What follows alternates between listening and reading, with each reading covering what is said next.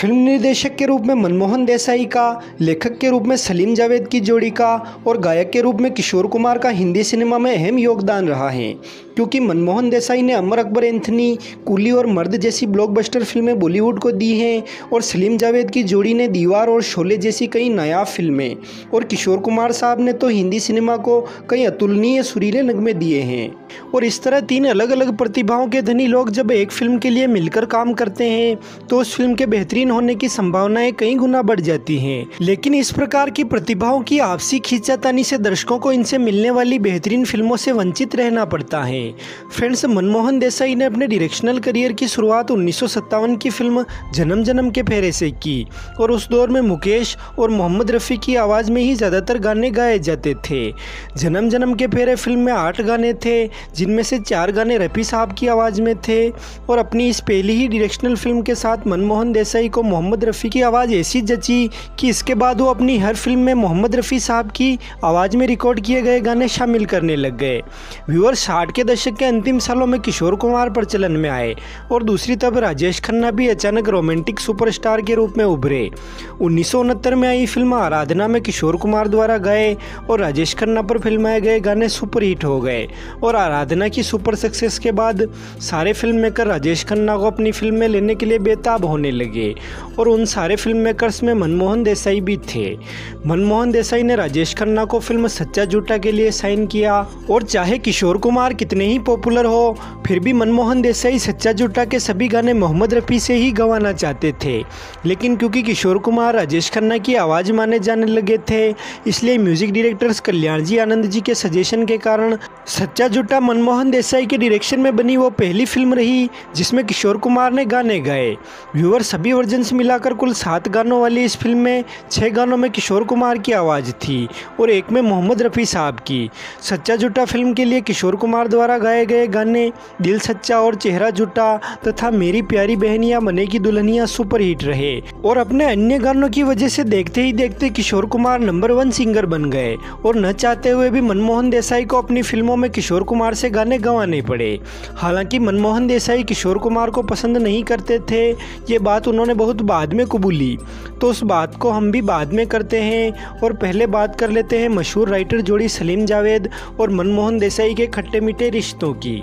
Viewer, जिस समय किशोर कुमार एक टॉप सिंगर के रूप में उभरे, उसी समय टॉप राइटर्स में सलीम जावेद की जोड़ी को जाना जाने लगा। 1971 की हाथी मेरे साथी, अंदाज, 1972 की सीता और गीता तथा 1973 की जंजीर और यादों की बारात जैसी बैक टू बैक ब्लॉकबस्टर्स से सलीम जावेद राइटर के रूप में जुड़े हुए थे और इस वजह से वो स्क्रिप्ट के तौर पर मुंह मांगी फीस लेने लगे थे। लेकिन दूसरी तरफ मनमोहन देसाई अपनी फिल्मों की स्क्रिप्ट खुद ही तैयार करते थे और मदद के लिए भी प्रयागराज और ऐसे राइटर्स को चुनते जो उनके काम में ज़्यादा दखल ना दे। व्यूअर, सीता और गीता तथा जंजीर और यादों की बारात के सुपरहिट हो जाने के बाद सलीम जावेद ने 2 अलग अलग स्क्रिप्ट्स तैयार की, जिनमें से एक स्क्रिप्ट पर बाद में शोले फिल्म बनी और एक पर मजबूर को निर्देशित तो बाद में रवि टंडन ने किया, लेकिन सर्वप्रथम मजबूर की स्क्रिप्ट सलीम जावेद ने रमेश सिप्पी को सुनाई थी और शोले फिल्म की स्क्रिप्ट का एक बेसिक सा आइडिया सलीम जावेद ने मनमोहन देसाई को सुनाया। सलीम जावेद ने मनमोहन देसाई को शोले की स्क्रिप्ट के रूप में बस इतना बताया कि एक आर्मी ऑफिसर के परिवार को बेहद ही बेरहमी से मार दिया जाता है और क्योंकि वो आर्मी ऑफिसर बदला लेने की हालत में नहीं है, इसलिए उसे 2 ऐसे आर्मी के जूनियर ऑफिसर्स की याद आती हैं जिन्हें शरारतें करने के कारण कोर्ट मार्शल किया गया था। लेकिन वो बेहद ही बहादुर हैं, इसलिए वो आर्मी ऑफिसर बदला लेने के लिए उन्हीं को चुनता है। लेकिन कहा जाता है कि मनमोहन देसाई को ये 4 लाइनों का स्क्रिप्ट आइडिया पसंद नहीं आया, क्योंकि उन्हें हल्की फुल्की और कॉमेडी थीम वाली फिल्म बनानी थी और उधर रमेश सिप्पी को भी मजबूर फिल्म की स्क्रिप्ट पसंद नहीं आई, क्योंकि उन्हें एक मल्टी स्टारर फिल्म बनानी थी। लिहाजा सलीम जावेद ने फिर मजबूर फिल्म रवि टंडन के साथ बनाई और मनमोहन देसाई को सुनाए उस 4 लाइन्स के स्क्रिप्ट आइडिया पर शोले फिल्म की स्क्रिप्ट कंप्लीट कर रमेश सिप्पी को सौंपी और मनमोहन देसाई के लिए चाचा भतीजा की स्क्रिप्ट पर काम करने लग गए। हालांकि मनमोहन देसाई के अनुसार वो फिल्म के निर्माण में किसी की दखल अंदाजी पसंद नहीं करते थे, इसलिए सलीम जावेद की स्क्रिप्ट पर वो फिल्म नहीं बनाना चाहते चाह रहे थे, लेकिन धर्मेंद्र के कहने पर मनमोहन देसाई ने सलीम जावेद की लिखी चाचा भतीजा की स्क्रिप्ट पर फिल्म बनाने के लिए हामी भरी।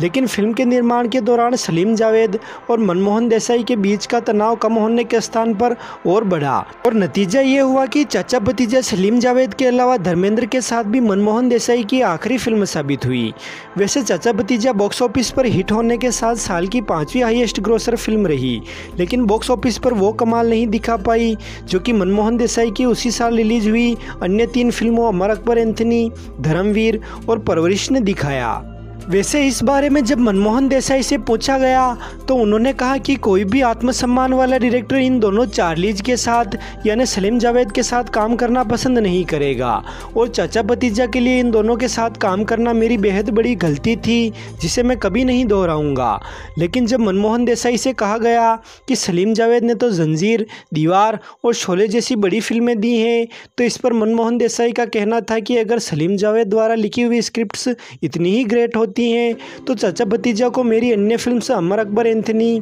परवरिश और धर्मवीर से भी बड़ी सक्सेस हासिल करनी चाहिए थी। और अगर सलीम जावेद द्वारा लिखी हुई फिल्म जंजीर इतनी अच्छी थी तो उसे भी प्रकाश मेहरा की अन्य फिल्म मुकद्दर का सिकंदर से भी बड़ी सक्सेस हासिल करनी चाहिए थी, लेकिन ऐसा कुछ भी नहीं हुआ।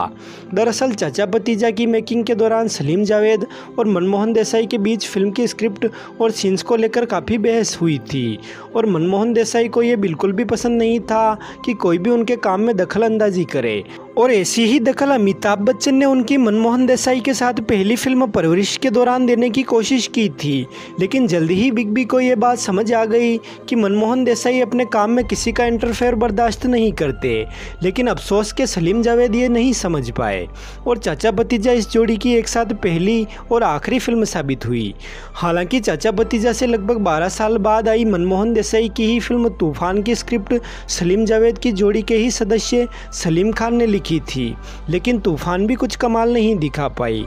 और उस तरफ जहां हर संगीतकार और फिल्मकार अमिताभ बच्चन की आवाज़ के तौर पर किशोर कुमार को चुन रहा था, लेकिन मनमोहन देसाई ने फिर भी अमिताभ बच्चन के लिए मोहम्मद रफ़ी से गाने गवाए।